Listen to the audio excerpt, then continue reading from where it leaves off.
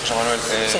la exposición la hemos titulado Grandes Partituras, evidentemente por la relación que tiene tu obra y tu personalidad con la música. ¿Puedes explicar un poco esa relación? Bueno, cuando tú me sugeriste que el título de la exposición podía ser Grandes Partituras, a mí me pareció muy bien porque yo siempre he tenido una estrecha relación con la música. He sido, por decirlo de alguna manera, dependiente de la música.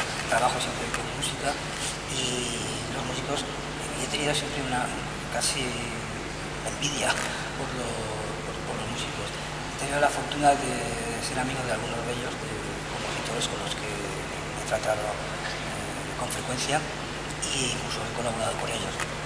Y yo creo que es aceptado la relación que planteas con la música, aunque también debería decir que es una de las posibles interpretaciones que se pueden hacer en mi trabajo.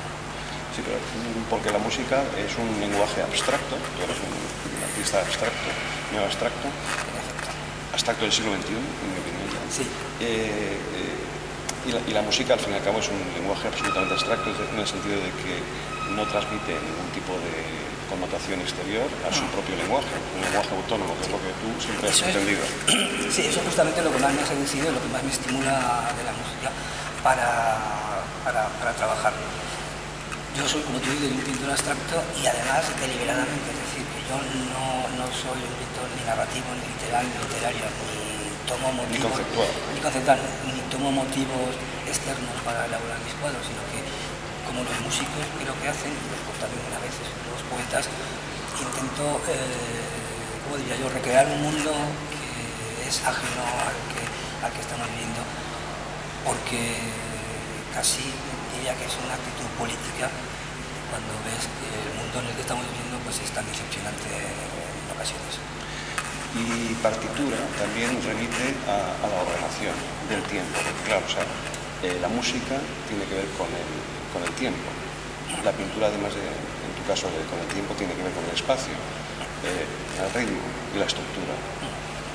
Sí, claro, la pintura y la música, claro, son dos artes que en el fondo formalmente no tienen mucho que ver, porque como también dices, la música se desarrolla en el tiempo y la pintura es un artefacto estático. Lo que pasa es que en mi caso, y se puede comprobar en los cuadros, los grandes tamaños yo creo que incluso evocan esa posibilidad temporal al tener que incluso recorrerlos temporalmente también, y eso diría que también puede tener esa relación. Y el color que tiene tanta importancia en tu obra, bueno, yo antes he citado la rueda de prensa que hablábamos de la teoría de colores de Goethe, en el sentido de que la oscuridad no es ausencia de color, sino que es un ingrediente activo, ¿no? Y el color, al fin y al cabo, lo que viene a ser es un grado de la oscuridad. Eso es asemejado a la música, sería pues, el silencio no es un ingrediente inactivo, y sonidos serían grados del silencio. Tú creo que encajas en esa concepción del color, ¿no?